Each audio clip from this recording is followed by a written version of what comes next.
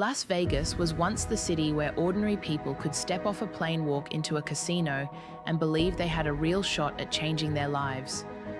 The neon lights promised opportunity, the slot machines sang with excitement, and stories of lucky winners spread like wildfire, luring millions into the desert each year. For decades, that belief that anyone could win was the heartbeat of Sin City. But something has shifted. Visitors today walk the strip, sit at the tables, pull the slots, and walk away with empty wallets, and a gnawing suspicion the dream has been rigged. The jackpots are smaller, the games are tighter, and no matter how hard they try, players feel like the house has locked every door to victory. The old saying, "the house always wins," has never been more true. Behind the curtain, a series of quiet but devastating changes have tilted the odds so heavily in favor of the casinos that winning has become less about luck and more about illusion. In this video, we'll peel back the layers of smoke and mirrors to uncover why winning in Vegas feels impossible now, who orchestrated this transformation, and how the once mythical land of chance became a machine designed to take more than it ever gives back. There was a time when Las Vegas truly lived up to its reputation as the city of dreams. In the 1970s, 1980s, and even into the 1990s, gamblers from across America and around the world poured into the desert, believing that for once in their lives, fortune might actually favor them. The slot machines were known as loose slots, offering frequent payouts that kept players hooked, but also gave them real moments of victory. Tourists would line up with buckets of coins, their hands stained with the metallic smell, chasing the sound of cascading quarters spilling from the machine. Winning wasn't just possible, it was common enough to keep the legend alive. The casino floors were buzzing with energy. At the blackjack tables, rules were simple, and odds were fairer. Payouts were 3-2, giving skilled players a legitimate chance to hold their own against the house. In roulette, there were only single or double zero wheels, which still leaned in favor of the casino, but didn't crush the players' odds entirely. Stories of big winners hit newspapers and TV shows, with average tourists suddenly walking out of Vegas with enough money to buy a car, pay off debts, or even change their lives completely. Back then, the philosophy was different. The casino bosses, figures like Steve Wynn or the legendary Frank "Lefty" Rosenthal, understood that the illusion of possibility was their most valuable product. As long as people saw others winning, even in small amounts, they believed they could be next. It wasn't unusual to hear of someone hitting a six-figure jackpot on a slot machine or walking away from a weekend with thousands in profit, and that belief kept the city alive. Beyond the games, Las Vegas offered what felt like unmatched hospitality. Buffets were dirt cheap, some as little as $4.99, because casinos weren't worried about making money on food. They made their fortunes at the tables. Drinks flowed freely, parking was free, rooms were affordable. The city was designed so that once you were inside a casino, you felt like royalty no matter how much or little you spent. It wasn't just about gambling, it was about the entire experience of possibility. But as the years rolled on, subtle changes began to creep in. The payouts became rarer. The free perks started to disappear.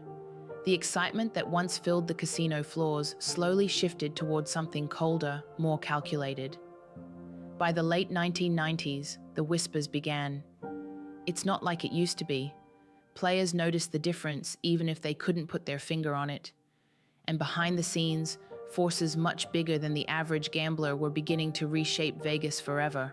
At the heart of every casino game lies a simple truth: the house always wins. For decades, gamblers knew this phrase, but it didn't stop them from playing because the odds felt beatable. The math favored the casinos, yes, but not so overwhelmingly that players felt crushed before they even began. In the old days, there was a sense that with the right mix of luck and a little skill, you could walk away a winner. But over the years, the math has quietly shifted, turning the dream into an illusion so powerful that it borders on manipulation. Take blackjack, the most popular table game in Vegas history. For much of the 20th century, casinos paid winners at 3-2 odds. That meant if you bet $10, you'd win $15 on a blackjack. This payout gave skilled players who used strategies like card counting a fighting chance to cut down the house edge to less than 1%.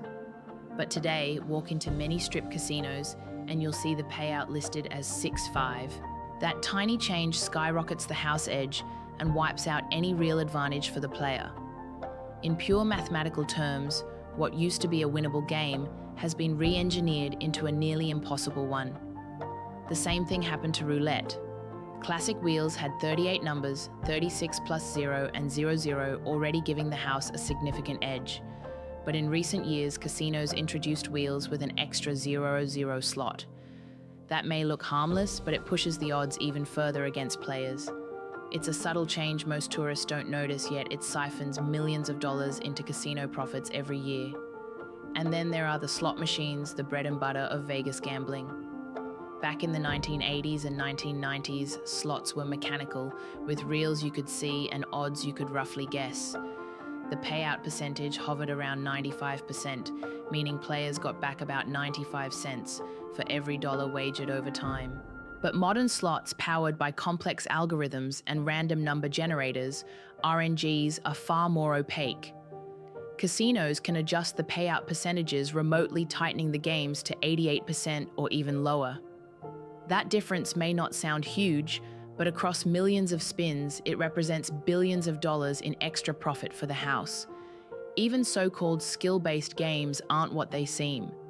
Casinos promote them as a way for younger gamblers to feel like they have control, but the math is still stacked in favor of the house.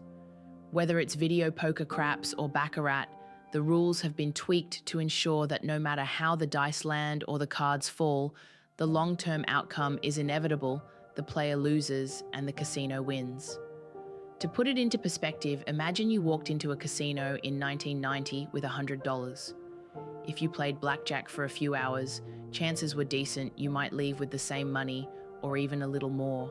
But in 2025, the math is so brutal that the same $100 is almost guaranteed to vanish quickly. You're not gambling anymore, you're buying an experience, and the price tag is losing your money. This quiet shift in odds is not an accident. It's a deliberate strategy by the corporate owners who now dominate the strip. They know most tourists won't study the math behind the games. They'll sit down, order a drink, and assume they still have a fair shot. But behind every shuffle, every spin, and every flashing light, the numbers tell a different story. Winning in Vegas isn't just unlikely anymore, it's nearly impossible by design. And that raises the question every gambler should be asking: if the math has turned into a weapon, what role does technology play in making sure players never walk away ahead?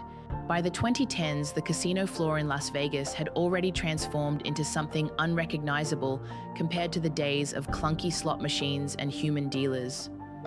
The arrival of advanced technology and sophisticated algorithms gave casinos unprecedented power, not just to run games, but to control outcomes, predict player behavior, and maximize profits with surgical precision. The most obvious change was in the slot machines. Gone were the mechanical reels that players could physically see and hear.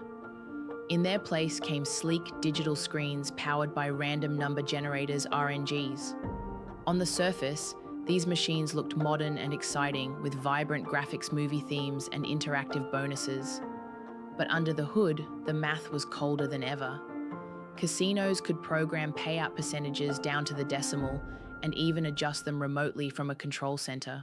A machine that once returned 95% of wagers might now be tightened to 88% or less, ensuring that long-term play guaranteed long-term losses.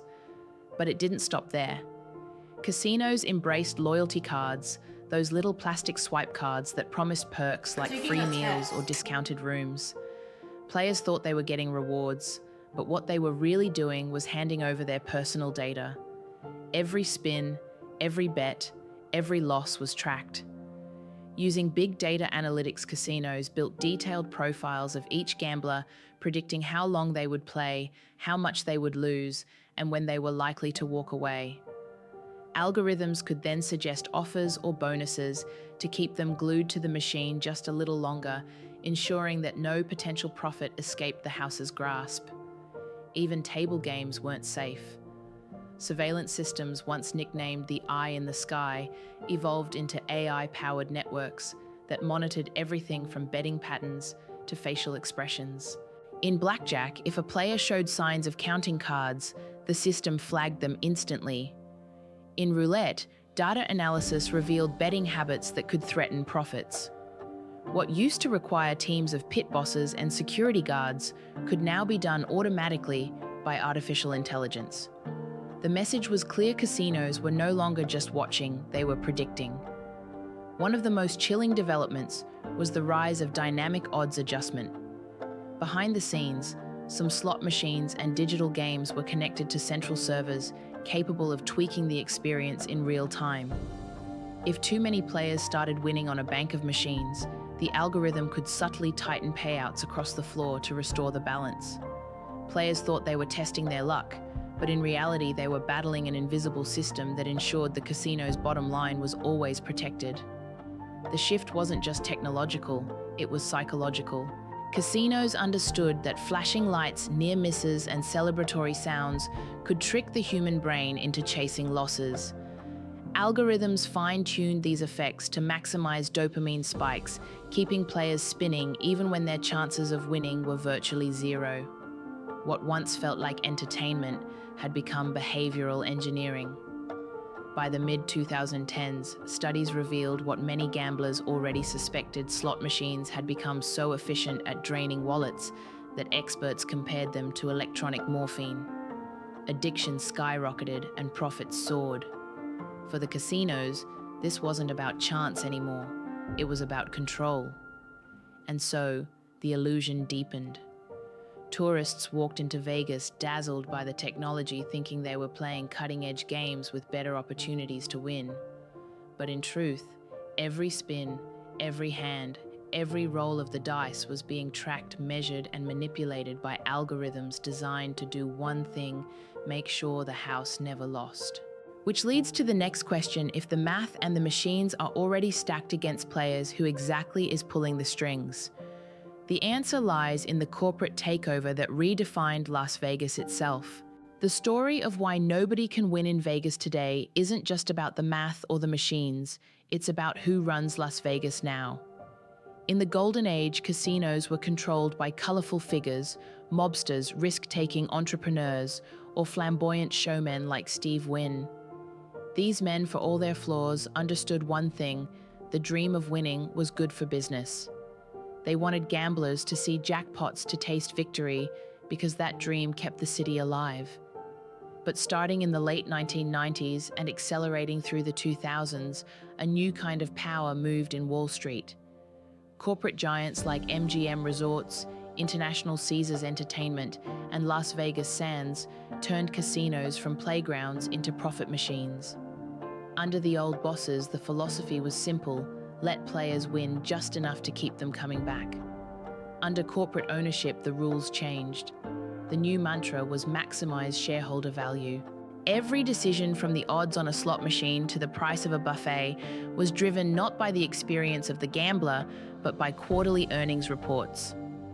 One of the clearest signs of this shift came in the form of disappearing perks. For decades, Vegas was famous for its cheap buffets, free parking, and complimentary drinks. Casinos didn't care about making money on food or amenities. Those were just hooks to keep players at the tables. But once Wall Street stepped in, nothing was free anymore. By the 2010s, parking garages started charging fees. Buffets that once cost $5 suddenly jumped to $40, and drinks became harder to come by unless you were already gambling heavily. The message was unmistakable: every inch of your Vegas trip was now monetized. The changes went deeper inside the casino floors. Corporate executives realized they could quietly tighten the rules of games to boost profits without most players noticing. That's why blackjack shifted from 3-2 payouts to 6-5 on the strip, why roulette wheels added a 0-0, and why slots became less generous. These weren't just game tweaks, they were corporate strategies designed to extract more money per visitor, and the profits proved it worked. In 2023, Nevada casinos pulled in more than $15 billion in gaming revenue, the highest in history, even as visitors complained they couldn't win anymore. With corporations in control, the human side of Vegas also changed. The old mobsters and casino bosses, for all their ruthlessness, were part of the fabric of the city. They lived in Vegas, they breathed it, and their reputations depended on its mystique. The CEOs of today, they sit in boardrooms in New York or Los Angeles, far removed from the casino floors. For them, Las Vegas isn't a community, it's an asset class. And assets are meant to be squeezed until they can't give any more. Perhaps the most devastating impact has been on the workers. Dealers, waitresses, and show staff once relied on a steady stream of tips from happy winners. Now, with fewer players walking away with cash, tips have dried up. Corporate cost-cutting has slashed jobs, automated services, and replaced long-term employees with machines. The soul of Las Vegas, the human touch that made the experience feel magical, has been hollowed out. The end result: a city that looks the same on the surface with its bright neon lights and booming ads for mega resorts, but underneath it's completely transformed. What was once a gambler's paradise has become a corporate machine. Every slot spin, every card dealt, every drink poured is calculated to maximize profit and minimize your chances of leaving ahead. The dream of Vegas that anyone could win big has been repackaged into a cold, efficient system where nobody can win anymore. And this shift has consequences. If tourists stop believing in the dream, will they keep coming? That's the crisis now looming over Las Vegas, and it's already hitting the people who once kept the city alive, the tourists and the locals. When the odds shift so far that nobody can win, the effects ripple far beyond the casino floor. The consequences can be felt in the lives of tourists, in the livelihoods of locals, and in the very identity of Las Vegas itself. For tourists, the disappointment is immediate and personal. Once upon a time, visitors came to Vegas expecting at least the chance of a lucky break, a story to take home even if they ultimately lost. In the 1990s, it wasn't unusual for travelers to return from a weekend saying, "I hit a jackpot on the slots," or "I left the blackjack table a winner." These small wins reinforced the myth that anyone could beat the house. But in 2025, that narrative has evaporated. Visitors sit down at the machines or tables only to watch their money vanish at unprecedented speed. The thrill has been replaced by frustration.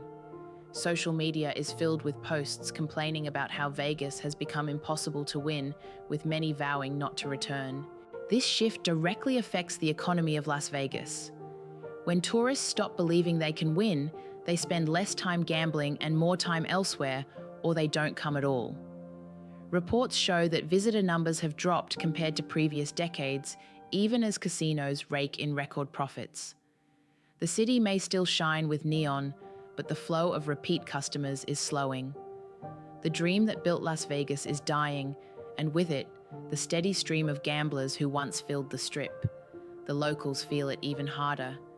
Casino workers, once proud to be part of the city's legendary hospitality industry, are now struggling. Tips have dried up because players rarely leave with winnings to share. Dealers whisper about how the tables no longer feel the same, how the joy of seeing customers win has been replaced by the monotony of watching them lose. Bartenders and waitresses who once thrived on generous gratuities now scrape by as corporate cost-cutting slashes staff and automates service. Some longtime employees have walked away saying that Las Vegas has lost its soul. Beyond the casino walls, the community suffers. Locals who depend on tourism, taxi drivers, performers, small business owners are all affected when visitors feel cheated. A city built on the promise of opportunity now feels like a trap, and the resentment is growing. Some residents openly ask, "If tourists stop coming, what happens to us?" Meanwhile, gamblers themselves are seeking alternatives. Many have turned to online casinos, sports betting apps, or regional gambling hubs in states like California, Arizona, and Oklahoma, where they feel their odds are slightly better. The very thing that once made Vegas unique, the belief that you could beat the house, has been outsourced to a smartphone screen or a tribal casino closer to home. The psychological cost is just as heavy. When people feel they can't win, they stop trying. This undermines the entire identity of Sin City. Las Vegas was never just about gambling. It was about hope, about selling the possibility that anyone could leave richer than they arrived. Strip away that hope and you're left with overpriced buffets, crowded nightclubs, and endless shopping malls, experiences you can find in any major city without flying into the desert. The irony is brutal. The casinos are making more money than ever in the short term, but in doing so, they're burning the very bridge that carried them here. Tourists feel alienated, locals feel betrayed, and the once magical allure of Las Vegas is fading into a corporate shadow. The house may still win every game, but if nobody plays, what does victory mean? Which leads us to the ultimate question: if the tourists are leaving, the locals are hurting, and the dream is gone, what future does Las Vegas really have? In the end, the story of Las Vegas is no longer about gamblers chasing fortune, it's about corporations chasing profits. The dream that once made the city legendary, that a visitor could step into a casino, feel the rush of luck, and walk away victorious, has been dismantled piece by piece. Today, the odds are suffocating, the machines are engineered, and the math is merciless. The old saying, "the house always wins," has evolved into something darker: nobody else can. For tourists, this means fewer wins, fewer stories worth telling, and an experience that feels more like a transaction than a thrill. For locals, it means dwindling tips, lost jobs, and a city whose spirit has been hollowed out by cost-cutting and cold corporate logic. And for Las Vegas itself, it raises the question that cuts to the city's very core: if nobody can win, why would anyone keep playing? The neon still shines, the billboards still scream, and the strip still glitters at night. But beneath the surface, Vegas is fighting a battle with its own identity. The dream was always the product. The illusion of possibility was the lifeblood. Without it, the city risks becoming just another overpriced theme park in the desert, loud, flashy, but empty inside. So the question remains for the future: will Las Vegas rediscover the magic that once made it the world's playground, or has the dream already died, leaving behind only the cold truth that in Sin City today, nobody can win?